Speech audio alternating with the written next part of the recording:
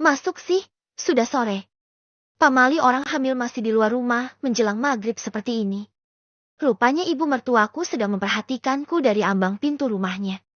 Aku yang sedang bersiap membakar daun kering di samping rumah hanya mengangguk, lalu menginjak beberapa helai daun yang sudah terbakar agar api tak meluas ke daun kering yang lain. Sebenarnya aku sudah hafal betul dengan larangan itu. Tapi rasanya tanggung jika dedaunan itu hanya disapu tanpa dibakar.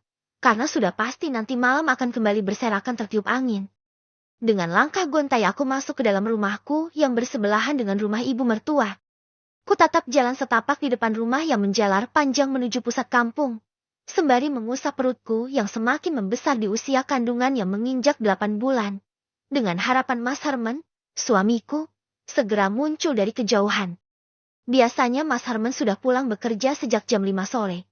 Tapi saat ini jarum jam sudah menunjukkan hampir setengah 6 sore namun dia belum juga kembali. Sebenarnya bukan tanpa alasan aku menunggunya sejak tadi. Tapi entah kenapa sejak pagi pikiranku terus membayangkan bakso Pak De Ali yang ada di pusat kampung. Mungkin ini yang dinamakan ngidam. Karena baru kali ini aku menginginkan sesuatu sampai terbawa mimpi seperti ini. Kalau saja aku tidak ketiduran tadi, pasti aku sudah berangkat sejak sore. Aku bergumam sembari membuang nafas kesal. Kupikir tadi Mas Herman akan segera pulang. Jadi aku lebih memilih menyapu halaman dibanding pergi membeli bakso. Aku kembali mengintip dari celah gorden berharap Mas Herman segera datang. Namun ternyata nihil. Kutatap jarum jam yang kini sudah menunjukkan pukul 6 kurang 15 menit. Itu tandanya tinggal 15 menit lagi menuju azan maghrib. Waktu yang sangat sensitif bagi ibu hamil, terutama di desa ini. Aku menyebutnya desa Seribu Pamali.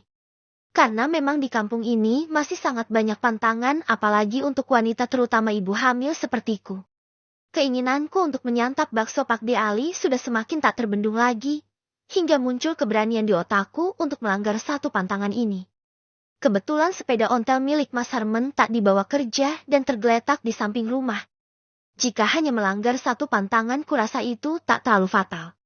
Jika perjalanan berangkat menuju warung bakso Pak De Ali 5 menit, dan pulang juga 5 menit. Maka aku masih punya 5 menit untuk menunggu pesanan di sana batinku. Aku langsung mengambil uang, lalu keluar rumah dengan sangat hati-hati agar ibu tak curiga. Tapi aku harus memastikan jika ibu mertuaku tak melihat aksiku. Sebenarnya hati kecilku merasa takut. Tapi keinginanku mengalahkan rasa takut itu. Jika aku menunggu Mas Herman pulang, sudah pasti warung bakso Pak De Ali sudah tutup.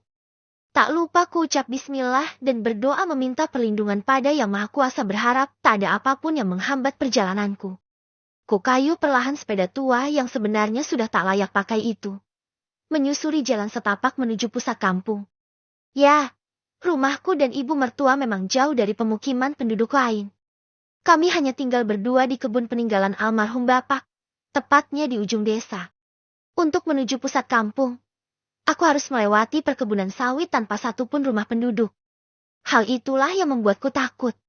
Namun ada satu hal lagi yang membuatku lebih takut, yaitu rumah kosong yang sebentar lagi akan kulewati.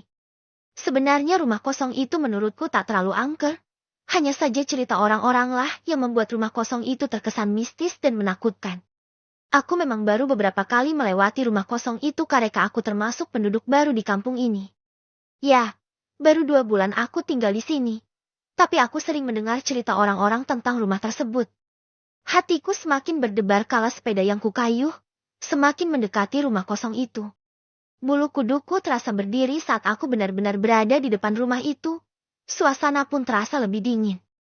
Hingga tak terasa aku mengayuh sepedaku dengan begitu kencang. Krek! Sial! Hal yang sangat kutakutkan benar-benar terjadi. Lantai sepeda itu terputus karena aku terlalu kuat mengayuh. Lebih sialnya kenapa harus di depan rumah kosong ini. Aku terpaksa turun dari sepeda dengan jantung yang semakin berdetak tak karuan. Kulihat rantai itu sudah tak berada di jalurnya.